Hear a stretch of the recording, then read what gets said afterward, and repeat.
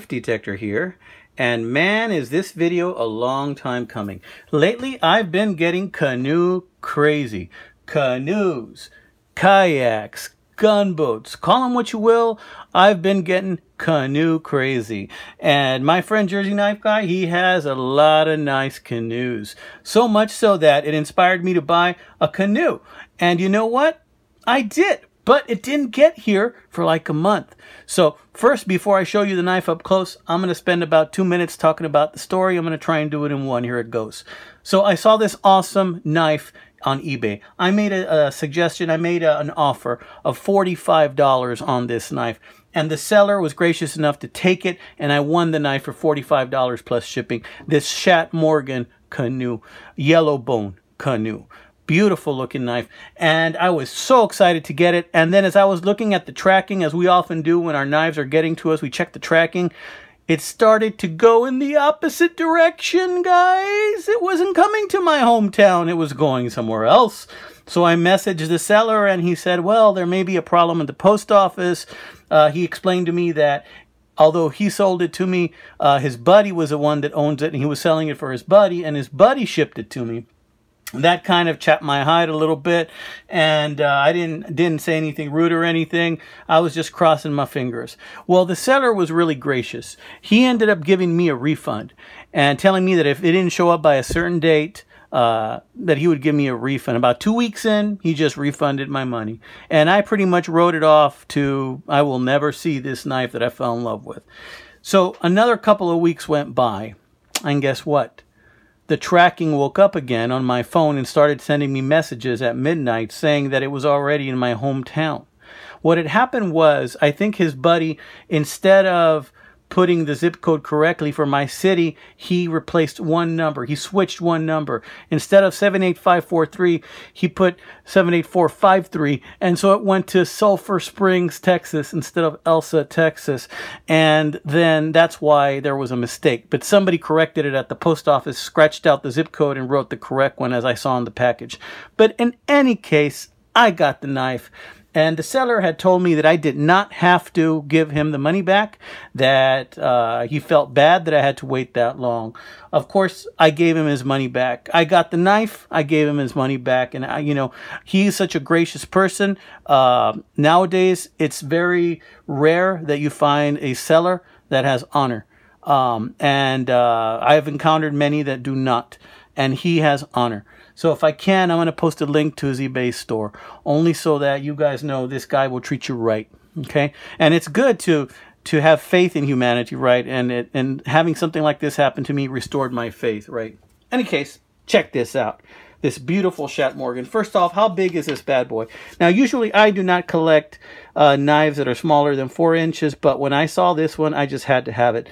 So this one is a little bit better than 3.5. This is 1, 2, 3, 4, 5, 8. This is about 3 5/8 inches. This is about the smallest knife that I would really collect.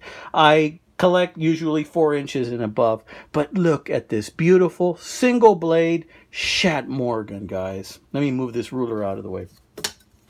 Let's check out the box first. I'm going to lay this puppet down right here, and we're going to check out the box. Your typical vintage Schatt box, Keystone series right there. Warranted unconditional Schatt cutlery, Titusville, Pennsylvania. Natural gas used exclusively for forging and tempering. And here we have the model number. This is from 2008. Series, let's see, if I remember my Roman numerals, guys. Let's see, that's a 10, that's a 5, and those are 1s. So series 18. 10 plus 5 plus 3. I think that's series 18. Correct me if I'm wrong, guys. Model number 122367. Typical box right there. Queen Cutlery Company. And because this is an older box, I think I'm going to keep this box. Don't usually keep boxes, but I think I'm going to keep this one. Came in this little, white paper. I'm not sure if that's the original paper, but came in that paper. Check this knife out. Oh my gosh, if you guys remember that other video I made on that Queen Wildcat Driller, DFC, this looks a lot like that. Check it out, Queen DFC. And hidden underneath there behind the bolster, it does not say carbon, like my other Queen DFC, Wildcat Driller. This one says stainless. Okay, check out the beautiful bone. Check out the brass rivets, brass pins. Now this is a little bit used. You can see it has some light wear, not too badly, but somebody really took care of this bad boy. And where the money is in the Schatt Morgan really is the fit and finish. Look at that beautiful polish on that bone. Have you ever seen bone that polished? Well, maybe if I had some really good barbecue chicken, I tend to really eat all the meat off the bone and it looks polished by the time I get done with it. But check this out. Oh man, look at that. Okay, so we got Schatt Morgan, Titusville, Pennsylvania. We got Schatt Morgan right there. Notice it's a little bit faded. There's some light scratches here because somebody used this probably to peel some apples, probably just some light work, because the blade looks like it's all there, guys. Queen DFC. Just a gorgeous, gorgeous knife. Wanted to share that good fortune with you guys.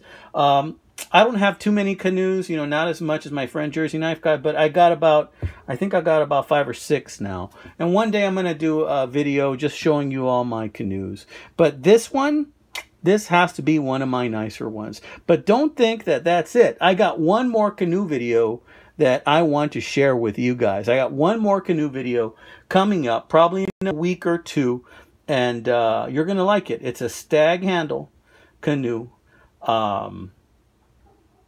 Knife Collectors and Dealers Association, and it's from 1977, and it's brand spanking new. You're gonna love that one.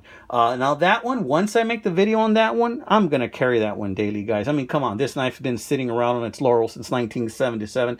That NK C knife, I'm gonna carry that, you know, but I want to make the video first. Usually I don't like to start carrying them until I already made a video on it. So that's coming up in about 2 weeks.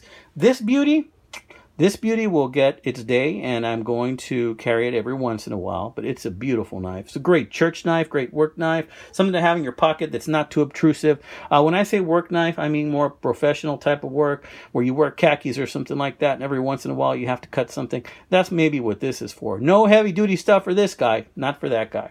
All right, guys, this is the Knife Detector signing off. I hope you guys are having a fantastic week. God bless you. Please keep your knives sharp. Keep your wits sharper.